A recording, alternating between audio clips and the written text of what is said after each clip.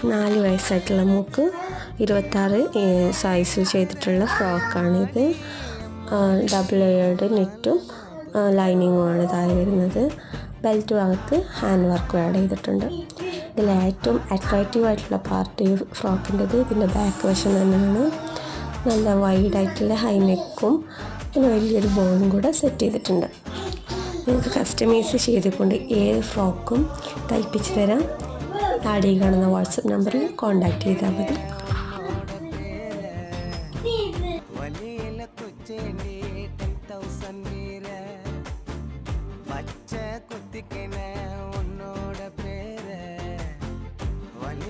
കൊച്ചിനെ